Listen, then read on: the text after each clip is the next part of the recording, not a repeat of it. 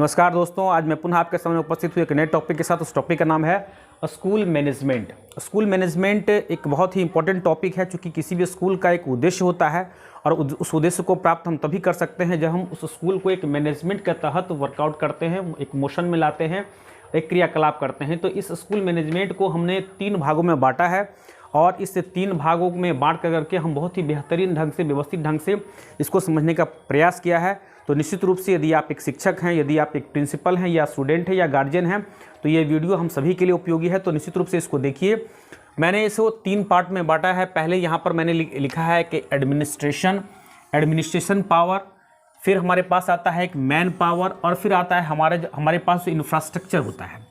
तो किसी भी स्कूल का जो सबसे इम्पॉर्टेंट पार्ट होता है वो एडमिनिस्ट्रेशन होता है, क्योंकि इसी के इर्द गिर्द ये सारा क्रियाकलाप जो है सो स्कूल का वो चलता है।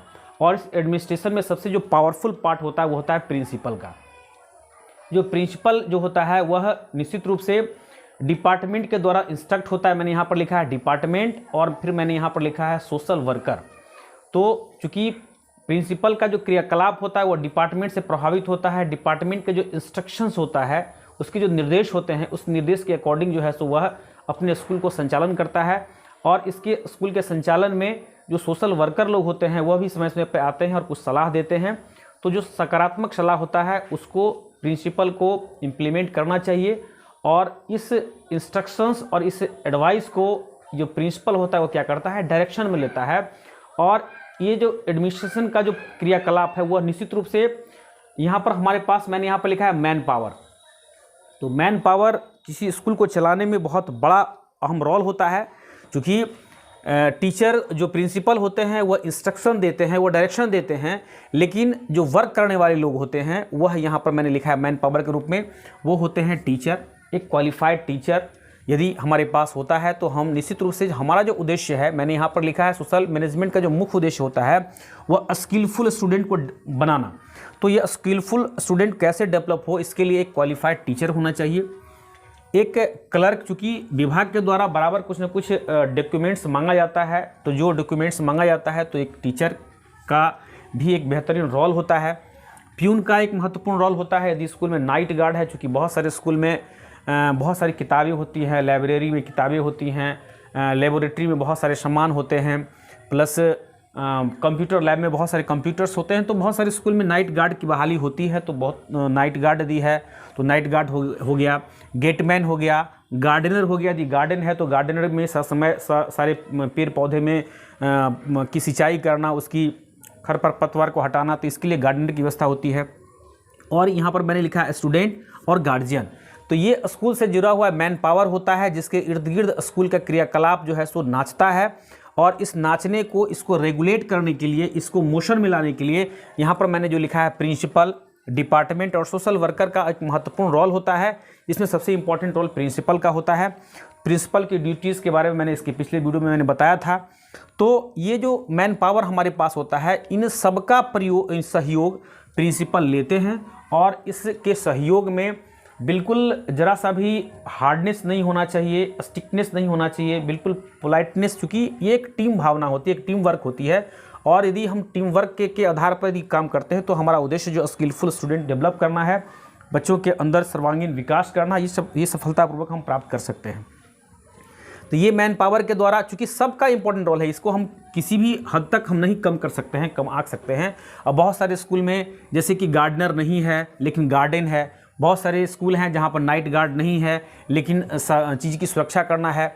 तो इस नाइट गार्ड की, स्कूल के जो इंफ्रास्ट्रक्चर है उसकी सुरक्षा करने के लिए हम जो सोशल वर्कर है उसका सहयोग ले सकते हैं, और इस नाइट गार्ड की क्षतिपूर्ति हम कर सकते हैं। गार्डनर यदि नहीं है तो हम स्कूल के वैसे स्टूडेंट जो कंसस हैं, प्रत्येक सेक्शन वाइज हम इसका व्यवस्था कर सकते हैं कि यहाँ से यहाँ तक की क्यारी का देखभाल सेक्शन ए करेगा, यहाँ से यहाँ तक सेक्शन बी करेगा। तो ये मोशन, ये रेगुलेशन, ये जो है सो प्रिंसिपल के हाथ होता है। ये प्रिंसिपल टीचर के सहयोग से ये सारा वर्क कर सकते हैं। और प्यून का भी महत्वपूर्ण रोल होता है, उनको भी उनके देखरेख में, चूँकि बहुत सारी ऐसी बातें होती हैं जो प्रिंसिपल के नज़र में नहीं होती हैं, नहीं आती हैं, तो जो प्यून होते हैं वह उनको सलाह दे सकते हैं और उस समस्या का समाधान किया जा सकता है।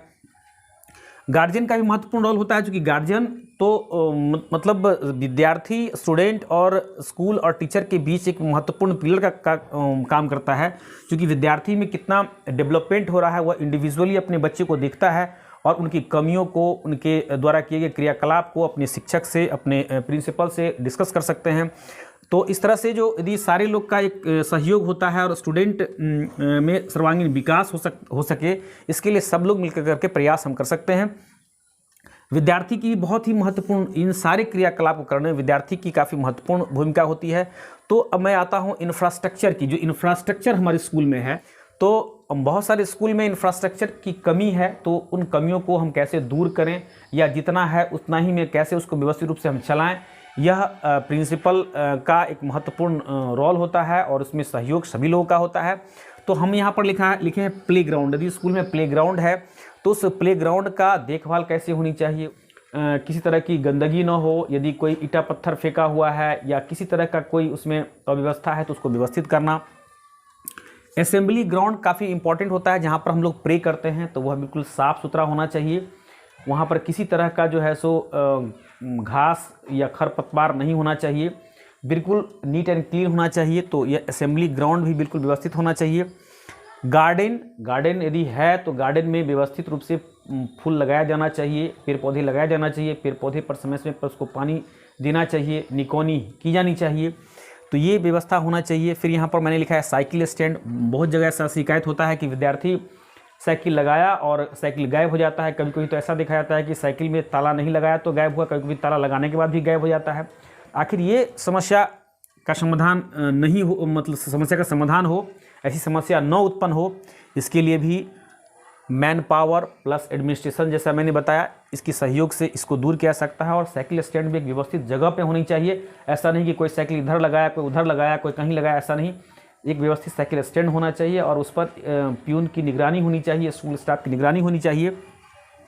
यदि स्कूल में हॉस्टल है तो हॉस्टल की विधि व्यवस्था भी बेहतरीन होना चाहिए। बच्चों को यदि हॉस्टल में रहता है तो उसके खान पान, उसके रहन सहन, उसके क्रियाकलाप, उसके साफ़ सफाई पर विशेष रूप से ध्यान होनी चाहिए।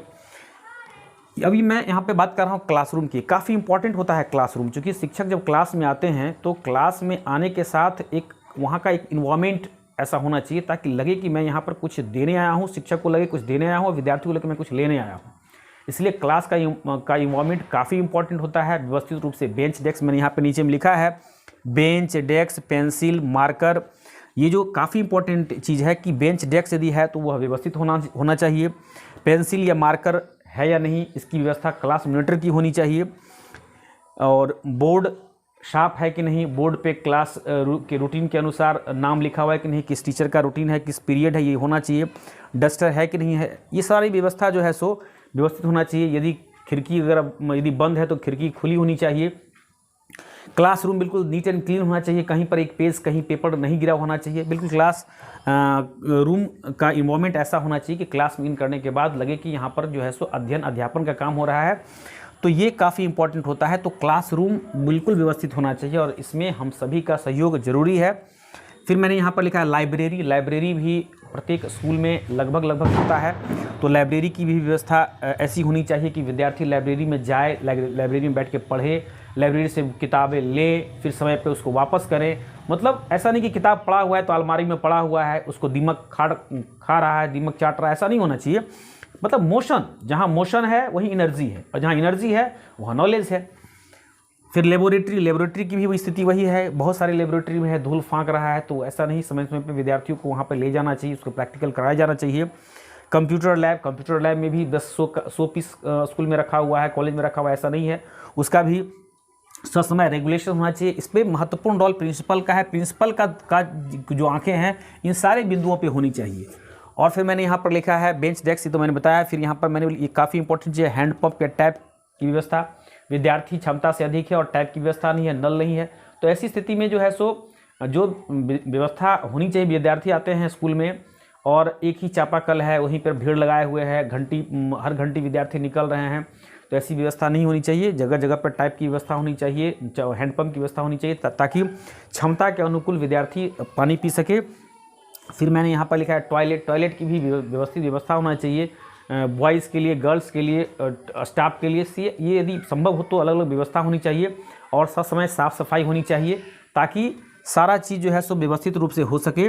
और जो मेन उद्देश्य है, यदि ये सारा मोशन में होगा, अब ऐसे यदि लाइब्रेरी है तो लाइब्रेरी की किताबें पड़ी हुई है, लेबोरेटरी है तो लेबोरेटरी की किताबें बिल्कुल पड़ी हुई है, कंप्यूटर है तो कंप्यूटर का रूम में बिल्कुल पड़ा हुआ है। तो ये सब जो है सो साथ साथ टीचिंग एड्स, बहुत सारे अपने अपने सब्जेक्ट के टीचर अपने अपने सब्जेक्ट के विषय वस्तु के अनुसार टीचिंग एड्स वगैरह का डेवलप करें। और यदि ये व्यवस्थित रूप से यदि हम लोग करते हैं, और तो ये जो स्किलफुल, मैं यहाँ पे बार बार कह रहा हूँ, ये चूँकि हमारा जो उद्देश्य है वो उद्देश्य है स्किलफुल स्टूडेंट को डेवलप करना, विद्यार्थी को रिसोर्स बनाना, मानव संसाधन बनाना, मानव को संसाधन बनाना। मैंने पहले भी कई बार इन बातों पर चर्चा किया है कि मनुष्य तो सभी मनुष्य होते हैं, लेकिन मनुष्य को संसाधन बनाना, उसको उपयोगी बनाना, उसको स्किलफुल बनाना, ये काफ़ी इम्पोर्टेंट होता है।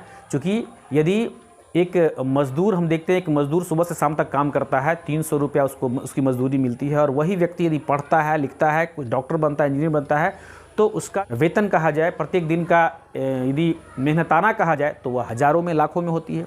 इसीलिए हमारा उद्देश्य होना चाहिए स्किलफुल स्टूडेंट डेवलप करना, और इसके लिए सबसे इम्पॉर्टेंट प्रिंसिपल का होता है। प्रिंसिपल के सहयोग के लिए डिपार्टमेंट होते हैं जो इंस्ट्रक्शन बराबर करते हैं। इस डिपार्टमेंट में बहुत सारे IAS IPS का ब्रेन होता है जो किसी नियम को लागू करता है, रेगुलेट करता है। और इसमें समाज के लोग भी जो समस्याएं देखते हैं, स्कूल में बच्चा बाहर खेल रहा है, बच्चा क्लास में स्कूल से चलता है, क्लास तक नहीं पहुंच पाता है, या सिगरेट पी रहा होता है, तो जो समाज के लोग यदि कोई चीज़ प्रिंसिपल के साथ रखते हैं तो प्रिंसिपल को अपने स्कूल के स्टाफ के बीच, अपने स्कूल के लोगों के बीच इस समस्याओं को रखना चाहिए, और विद्यार्थी को मतलब प्रयास करना चाहिए कि जो समस्या है वो दूर हो सके। तो इस तरह से हमने देखा कि इंस्ट्रक्शन मतलब एडमिनिस्ट्रेशन और मैन पावर और प्लस इंफ्रास्ट्रक्चर के डेवलप से एक बेहतरीन स्कूल मैनेजमेंट को हम लोग डेवलप कर सकते हैं, और हमारा जो उद्देश्य है उसकी प्राप्ति कर सकते हैं। इन्हीं शब्दों के साथ मैं आज का वीडियो समाप्त करता हूं। इस तरह से आप वीडियो को देखते रहिए, लाइक कीजिए, शेयर कीजिए, सब्सक्राइब कीजिए। धन्यवाद।